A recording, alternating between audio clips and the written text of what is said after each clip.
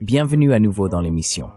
Nous sommes aujourd'hui rejoints par Gilbert Doctorow, historien, analyste des affaires internationales et auteur de War Diaries, The Russia-Ukraine War. Je me souviens de la dernière fois où Trump intensifiait la pression et la rhétorique contre les Russes. Il leur avait donné 12 jours pour accepter un cessez-le-feu inconditionnel, sinon la réponse serait écrasante. Cela, bien sûr, la perspective que l'Amérique s'engage, sinon dans une guerre contre la Russie, du moins en mettant tout son poids dans la tentative d'écraser la Russie, a suscité beaucoup d'excitation. Et puis, les 12 jours se sont écoulés.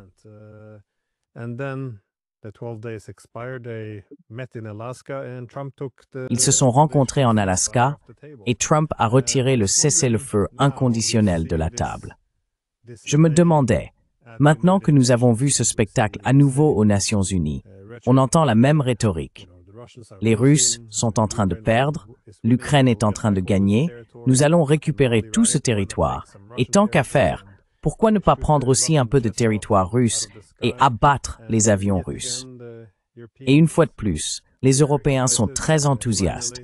Enfin, l'Amérique s'implique, devient plus directement engagée, du moins puisqu'elle l'est déjà beaucoup. Comment évaluez-vous cette évolution?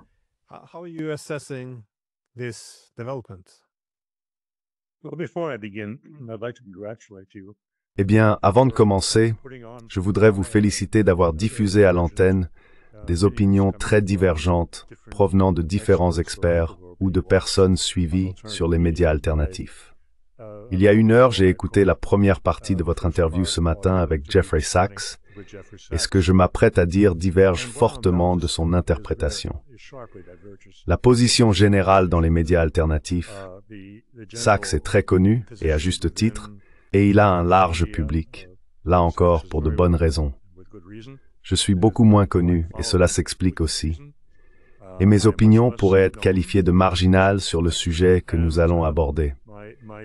Je pense qu'il serait très instructif pour les téléspectateurs de juxtaposer, de comparer ces deux interprétations différentes lorsque chacun de nous a été interrogé par vous sur cette question.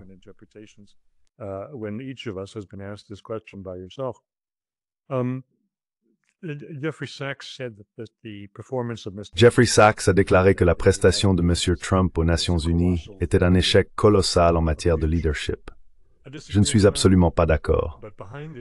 Mais au-delà de cela, il ne s'agit pas seulement de mon opinion sur ce point précis ou de la sienne, mais de notre position respective sur tout ce qui concerne M. Trump. Il n'est pas souvent mentionné que M. Sachs est, par définition, un mondialiste, compte tenu de son poste à l'Université Columbia. Il a soutenu le mouvement écologiste. Toute sa carrière, depuis 30 ans, a été consacrée à la durabilité. Et M. Trump, dans ses discours à l'ONU, a critiqué ces deux positions. Le mondialisme, en particulier dans son aspect lié à l'ouverture des frontières, et il a très explicitement attaqué le mouvement écologiste.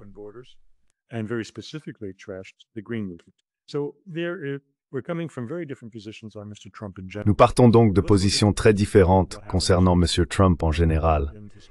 Mais examinons ce qui s'est passé cette semaine dans son discours et dans la réponse de Trump aux journalistes à propos de l'abattage d'avions russes ayant violé l'espace aérien, ainsi que la probabilité que M. Zelensky parvienne à reprendre son territoire grâce à l'aide qu'il recevra de l'Union européenne.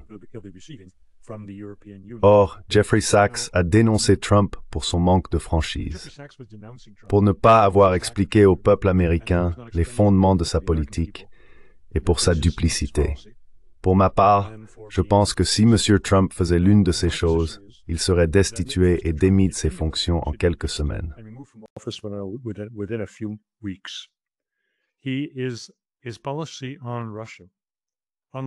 Sa politique envers la Russie, contrairement à sa politique sur le mouvement vert ou les frontières ouvertes, ne bénéficie que de peu ou pas de soutien au sein du mouvement MAGA.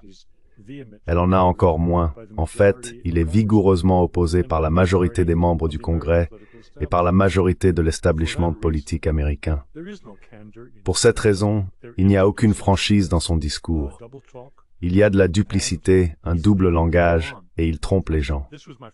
Telle fut ma première conclusion concernant l'évaluation de Gilbert Doctorow, sur la probabilité que M. Zelensky remporte la guerre contre la Russie.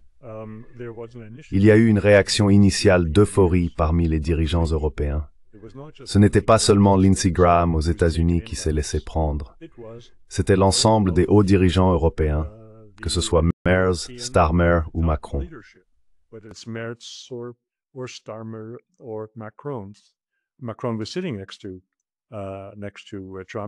Macron était assis à côté de Trump et semblait très satisfait d'entendre Trump dire qu'il pense vraiment que Zelensky peut réussir. Eh bien, c'était la réaction initiale. Après un certain temps et réflexion, et après que des médias comme le Financial Times ont déclaré, au fait, il se pourrait que la parole de M. Trump ne doive pas être prise au pied de la lettre, et qu'en réalité, il prépare le terrain pour une sortie américaine et pour que l'Europe soit blâmée, car il y aura un jeu de reproches pour la défaite et la capitulation éventuelle de l'Ukraine. Eh bien, cela est désormais devenu une opinion consensuelle parmi les porte-paroles de l'Union européenne, comme Kaja Kallas, qui a déclaré précisément cela. Mais enfin, pas précisément. Ce qu'elle a dit, c'est que l'Ukraine ne peut pas réussir avec l'aide de l'Union européenne seule.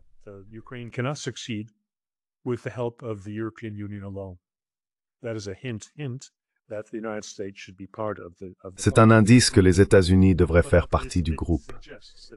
Mais cela suggère qu'ils comprennent désormais qu'ils ont été pris pour des imbéciles, ou, comme l'a dit un lecteur de mon récent essai, que M. Trump se moquait d'eux, ce qui est effectivement mon point de vue sur la situation. S'il disait ouvertement qu'il s'attend à ce que M. Zelensky soit vaincu, etc., il ferait face à une énorme résistance de la part de l'ensemble du Congrès. Voilà donc le jeu auquel il se livre. Par ailleurs, concernant la remarque sur le tigre de papier, une insulte envers les Russes, certains lecteurs russes de mes interviews, traduites en russe par diverses plateformes Internet, ont affirmé que c'était une insulte à Poutine. Eh bien, laissez-moi donner ma brève explication. Monsieur Trump veut être un faiseur de paix. Il veut que la guerre prenne fin.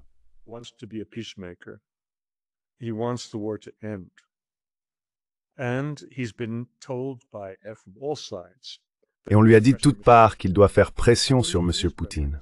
Je crois qu'il fait pression sur M. Poutine.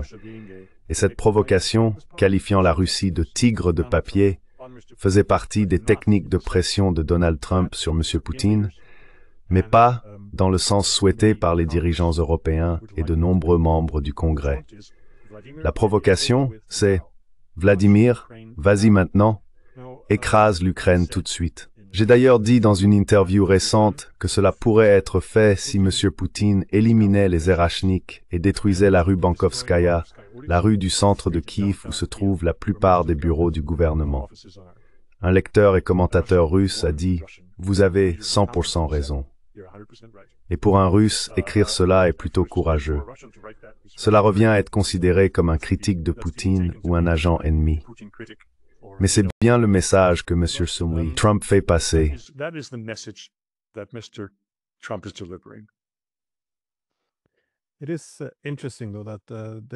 Il est toutefois intéressant de noter que le faiseur de paix n'est pas toujours en mesure d'instaurer la paix, car cela est perçu comme un signe de faiblesse. Par exemple, vers la fin de la guerre froide, lorsque Reagan a voulu entamer des discussions avec les Soviétiques et aborder la question de l'amélioration des relations et de la recherche d'une paix accrue, il aurait été très difficile pour une colombe de s'en sortir ainsi. Mais comme il était considéré comme un partisan de la ligne dure, personne ne pouvait l'accuser d'être trop conciliant envers les Russes. Ainsi, du fait de sa réputation de faucon, il avait le capital politique nécessaire pour engager le dialogue et tenter de faire la paix. On peut dire la même chose de la manière dont les Russes ont accordé des concessions territoriales aux Chinois.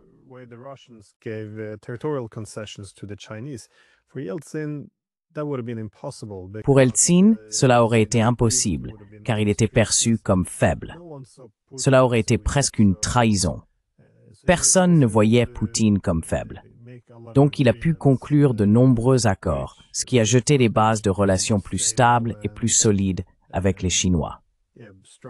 Je suppose que ce que je veux dire, c'est que tu tiens peut-être quelque chose là, parce qu'il est très difficile de faire la paix si l'on est perçu comme un faiseur de paix, étant donné que ces personnes sont vues comme faibles.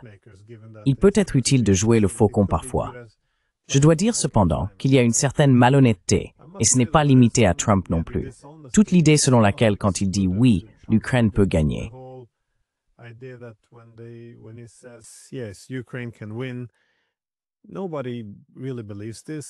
Personne n'y croit vraiment. Et étant donné que leur réaction a été « Attendez, il essaie juste de nous faire porter la responsabilité de l'échec en Ukraine », il est évident que les Européens ne pensent pas non plus que l'Ukraine est en train de gagner. C'est simplement l'une de ces choses qu'il faut dire pour prouver sa loyauté envers le récit qui permet à la guerre de continuer. Alors nous répétons tous en chœur, oui, la guerre était non provoquée. L'Ukraine est en train de gagner. Ils subissent peu de pertes. La Russie envoie des vagues humaines. Zelensky est super démocratique. Je veux dire, c'est ce qu'il faut dire pour soutenir la prolongation de la guerre. Mais le problème, c'est qu'il n'y a aucune honnêteté nulle part.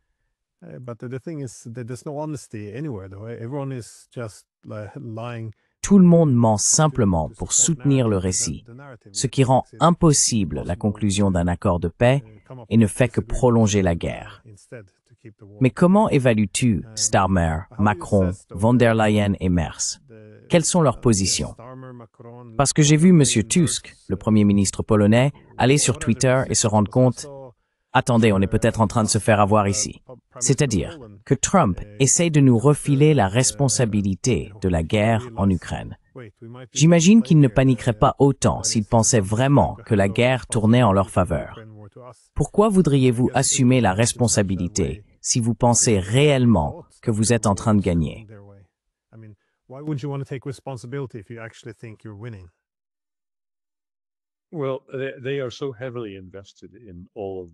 Eh bien, ils sont tellement investis dans toutes ces balivernes et toutes ces absurdités qu'il leur est très difficile de faire marche arrière, d'autant plus qu'ils avancent de manière unanime et critiquent sévèrement tout membre des 27 pays qui sort du rang, comme Fico en Slovaquie et Orban en Hongrie l'ont fait.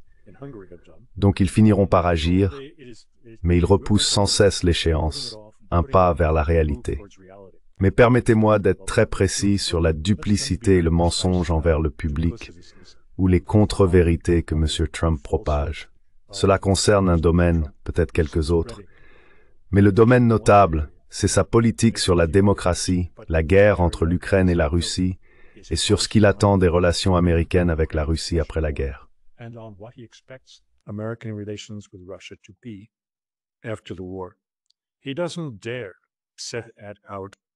Il n'ose pas exposer cela de manière directe, honnête et franche. Pour la raison que je viens d'évoquer, il perdrait tout son soutien politique et deviendrait instantanément un président en fin de mandat, voire serait destitué s'il agissait ainsi. En même temps, son discours à l'ONU était parfaitement franc et honnête et témoignait d'un vrai leadership, que l'on apprécie ou non l'orientation de ce leadership. C'est une autre question. C'est un choix personnel pour chacun des auditeurs. Mais il a été parfaitement sincère en exprimant ses convictions profondes sur l'ouverture des frontières et sur les énergies renouvelables comme alternative aux combustibles fossiles traditionnels.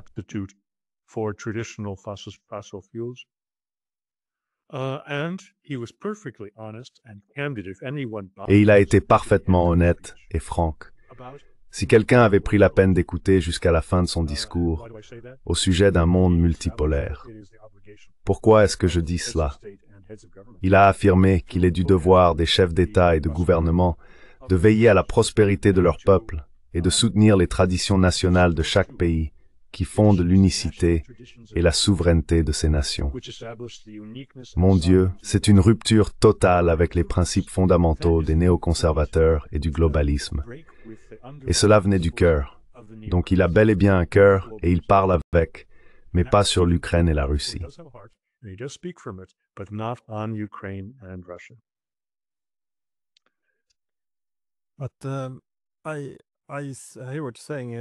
je comprends ce que vous dites. John Mearsheimer l'a interprété de la même manière. Cette déclaration, qui était très belliqueuse sur le papier et dans la rhétorique, a en fait servi à laver les mains de Trump de la guerre en Ukraine.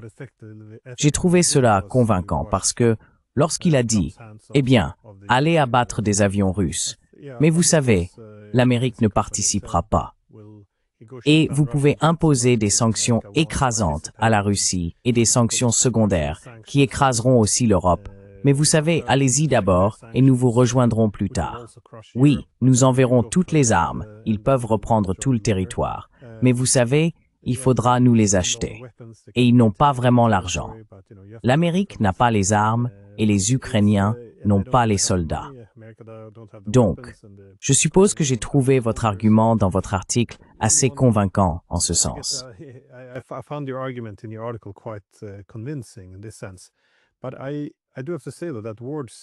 Mais je dois dire cependant que les mots ont leur importance et la rhétorique peut être très dangereuse. Tout cet argument sur le fait de frapper plus profondément à l'intérieur de la Russie, qu'ils vont envoyer plus d'armes, c'est l'une des choses qui a rendu Lindsey Graham tout excitée, comme une petite écolière, que désormais, l'Amérique ne mettrait plus aucune limite sur les armes.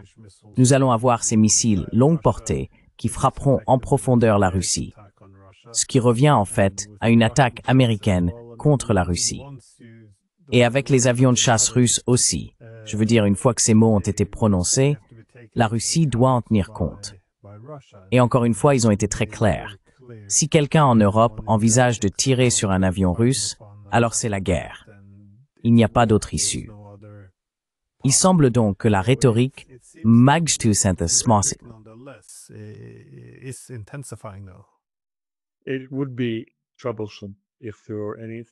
Ce serait problématique s'il y avait le moindre fondement aux revendications, aux exigences et aux points levés des dirigeants européens. Ce que faisait Trump, c'était les mettre au défi. Et c'est un bluff, car il sait, et ils savent, qu'ils n'ont pas les moyens d'agir sans les États-Unis. Il met aussi au défi les Américains, ceux qui sont sous ses ordres, qui lui disent, et qu'il répète ensuite, « Oh, nous allons envoyer 3000 missiles à l'Ukraine pour qu'ils puissent frapper en profondeur. » Eh bien, cette question a été abordée par des analystes russes à la télévision d'État, et ils insistent sur le fait que ces armes n'ont pas encore été produites.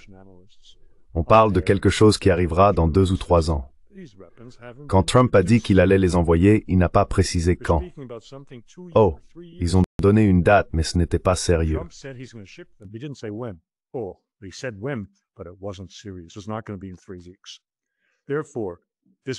Cela ne se produira pas dans 3 semaines. Par conséquent, cette attitude belliqueuse qui semblait évidente et qui aurait pu ravir des gens comme Lindsey Graham n'est qu'un bluff, des paroles en l'air. En attendant, M. Poutine, l'avocat, car il est juriste de formation, ne veut pas entreprendre une action qui ne serait plus une opération militaire spéciale, mais bel et bien un acte de guerre. Il ne veut pas faire cela sans l'autorisation spécifique de son Parlement.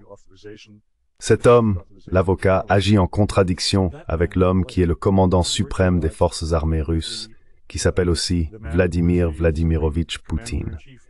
Nous avons donc cette contradiction au sommet de la Russie, et elle devrait être résolue.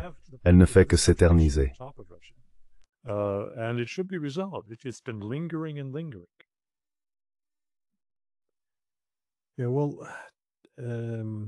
Oui, eh bien, Zelensky a fait des commentaires laissant entendre qu'il pourrait frapper. Je ne suis pas sûr s'il comptait frapper Moscou avec des Tomahawks, quelque chose dans ce genre. Mais j'ai vu un rapport, je ne l'ai pas encore vérifié, mais j'ai lu que les Tomahawks ne seraient finalement pas livrés. Donc encore une fois, cela serait aussi quelque chose qui provoquerait une guerre directe entre l'OTAN et la Russie. J'imagine donc que, derrière la rhétorique enflammée, il semble encore subsister un peu de bon sens. Mais sur la question du bon sens, que voyez-vous se passer actuellement? Je veux dire, vous avez suivi la guerre de très près avec vos journaux de guerre, et il y a eu un effritement progressif au fil du temps.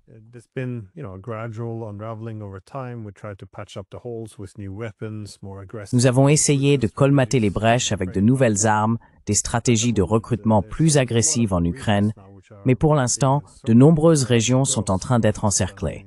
pas seulement Pokrovsk ou Konstantinovka, mais aussi Kupiansk. Celle-ci pourrait être la plus critique. Beaucoup de problèmes s'accumulent. Il y a aussi le front de Zaporizhia, qui est désormais coupé à la fois par l'ouest et par l'est. Mais une fois que les pays deviennent désespérés, et tu as dit que les Européens s'étaient pleinement engagés dans cette voie, et s'il n'y a pas de solution diplomatique, je crains toujours que le désespoir ne se transforme en stupidité. Et il ne semble pas y avoir de pénurie de cela en ce moment en Europe. Alors, qu'en penses-tu? Qu'est-ce que tu vois venir?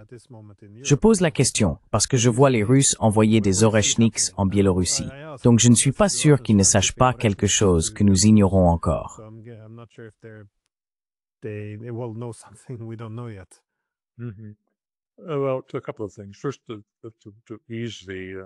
Eh bien, plusieurs choses.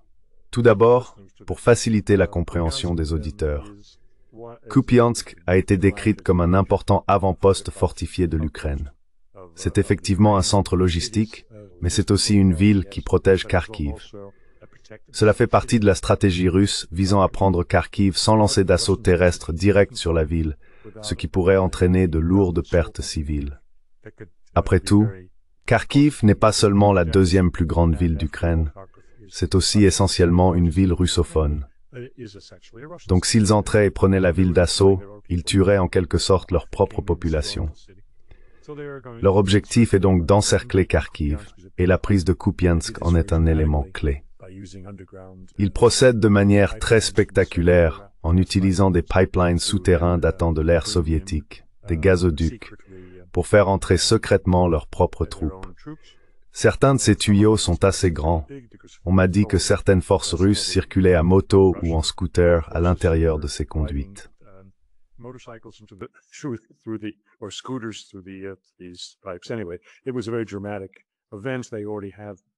Quoi qu'il en soit, c'était un événement très dramatique. Ils ont déjà leurs troupes au centre de Kupiansk et ils sont en train de le nettoyer. C'est un développement important pour le nord-est, car cette zone Kharkiv servait de base de départ pour des attaques contre la frontière russe ou les provinces frontalières, à savoir les oblasts de Belgorod et de Koursk. De plus, très précisément, parmi les 700 soldats ukrainiens que les Russes auraient encerclés à l'intérieur de Kupiansk, un grand nombre faisait partie de ce qu'on appelle l'armée ou corps des volontaires russes, c'est-à-dire précisément les personnes, des déserteurs russes, qui avaient été armés et envoyés par les Ukrainiens pour commettre des actes de terreur et assassiner des civils lors de la première incursion ukrainienne dans les zones frontalières, il y a environ un an. Ces actions à Koursk et Belgorod.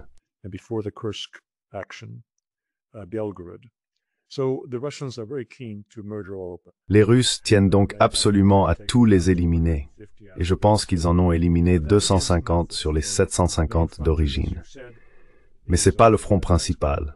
Le front principal, comme vous l'avez dit, se trouve dans l'oblast de Donetsk. C'est là que les Russes progressent et qu'ils risquent de faire dans la ville de Pokrovsk, connue en russe sous le nom de Krasnoyarsk, quelque chose de similaire à ce qu'ils font actuellement à Kupiansk.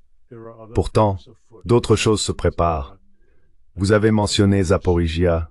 Oui, mais il y a quelque chose de plus, je pense, de plus important pour comprendre comment tout cela va se terminer, qui est maintenant discuté à la télévision russe, à savoir la nécessité de prendre Odessa, car Odessa est assez proche.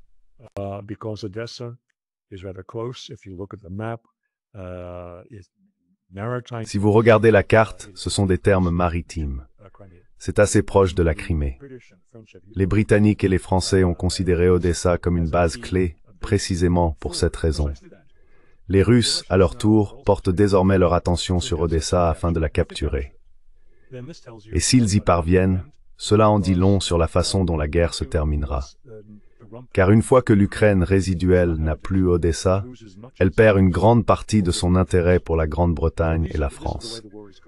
Voilà comment la guerre évolue. Mais tout cela avance terriblement lentement, et le monde ne reste pas immobile.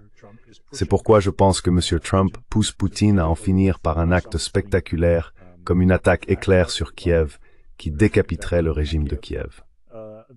that decapitates the Kiev regime. So you think a decapitation strike Donc, vous pensez qu'une frappe de décapitation pourrait être imminente, c'est-à-dire alors que les lignes de front s'effondrent. Pour ajouter à la confusion, aller directement contre Kiev, parce que, eh bien, jusqu'à présent, les Russes, je ne dirais pas qu'ils n'ont pas touché Kiev, parce qu'ils l'ont fait, surtout récemment. Mais, vous savez, ce ne serait pas très populaire, même en Russie, étant donné le rôle historique de Kiev dans l'histoire russe en tant qu'origine de la ruse de Kiev. Mais pensez-vous qu'une telle frappe de décapitation pourrait avoir lieu dans un avenir proche?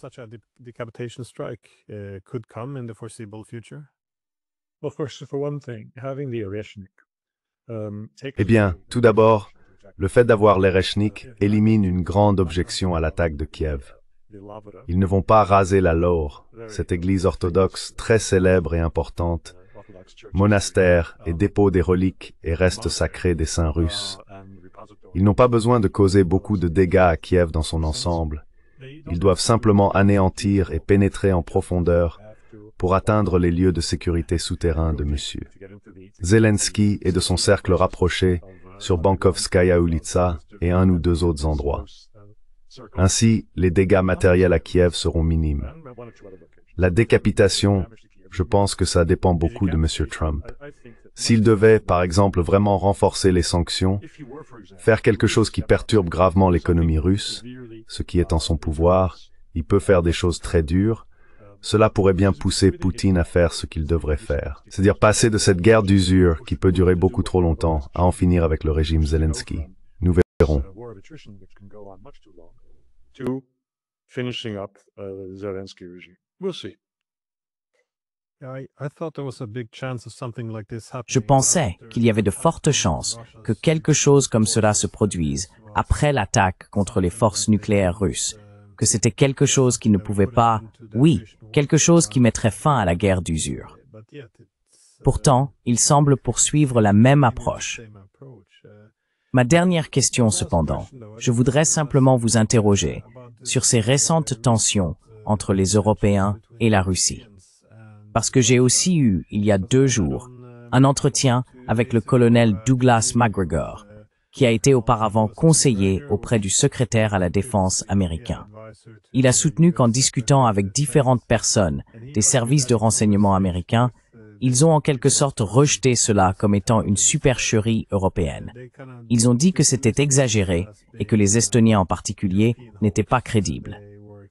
Ils ont affirmé que la Pologne, vous savez, plus ou moins, enfin, pas plus ou moins, ils ont très ouvertement admis qu'il n'y avait pas d'ogive là-dessus. Bien sûr, les Russes vont plus loin. Ils disent bien sûr qu'il n'y a pas d'ogive, mais aussi que ce n'était pas les leurs.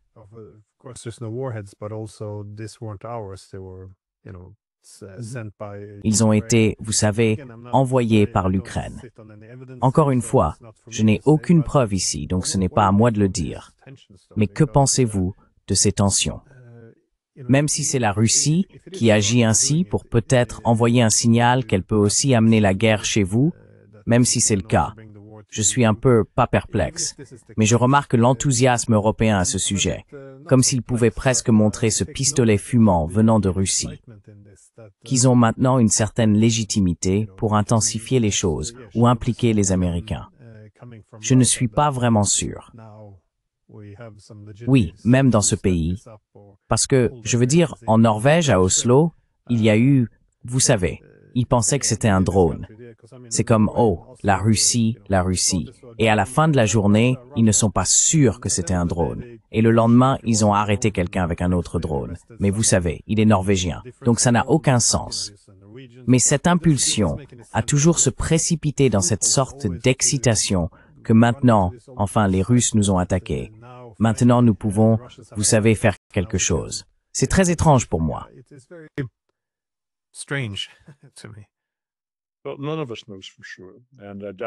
Eh bien, aucun de nous n'en sait vraiment rien. Et je doute que la vérité à ce sujet soit connue avant des décennies.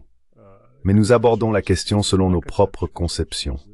Et ma conception, c'est que cela s'inscrit dans la lignée d'une opération sous fausse bannière typique conçu et en partie exécuté par les Britanniques, par le MI6. Je regarde le timing. Le timing est important. Dans le cas de l'Estonie, Kaja Kallas elle-même a dit, c'était il y a une semaine, vous savez, les Russes ont fait ces incursions 4 fois cette année. D'accord. Pourquoi n'en avez-vous pas parlé avant? Pourquoi ça ressort-il maintenant? Pourquoi soudainement la Norvège apparaît-elle? Pourquoi soudainement le Danemark et leur premier ministre, d'ailleurs pas l'armée? L'armée est beaucoup plus prudente au Danemark.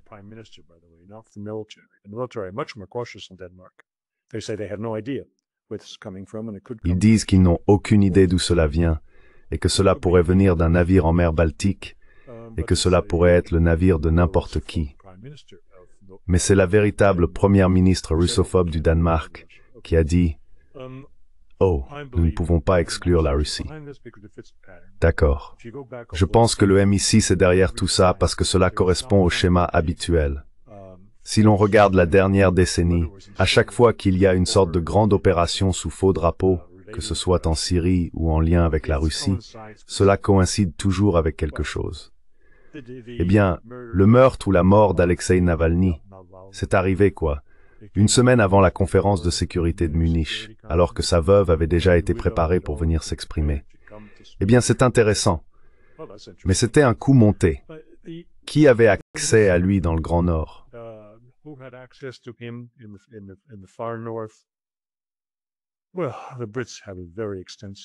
Eh bien, les Britanniques disposent d'un système d'espionnage très étendu et mènent des activités à travers toute la Russie, notamment avec l'aide de personnes capables de se faire passer pour des Russes, des Ukrainiens russophones qui travaillent avec eux en tant qu'agents du renseignement ukrainien.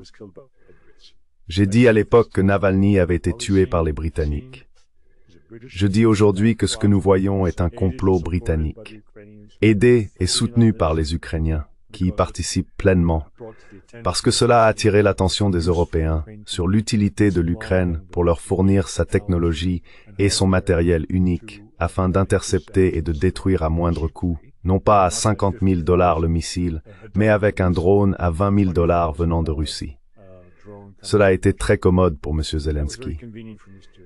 Mais plus largement, toute l'idée d'un mur de drones, qui a été l'un des résultats de cette opération, un mur de drones pour toute l'Europe, avec les Ukrainiens comme partie prenante.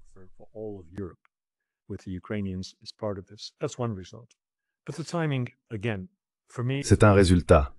Mais le timing, encore une fois, est pour moi un indicateur important.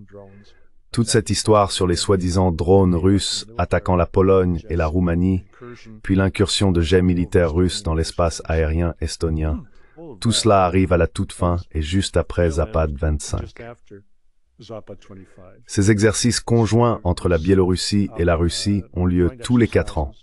Ils venaient de se terminer avec 100 000 soldats russes et 25 délégations étrangères, dont beaucoup étaient assez importantes, et manifestement des clients potentiels pour l'équipement militaire russe et pour des accords de sécurité avec la Russie, contre de l'argent, bien sûr. Et il est très commode de relancer ce nouveau refrain « Russie, Russie, Russie » pour détourner l'attention de ce grand succès russe lors de Zapad 25.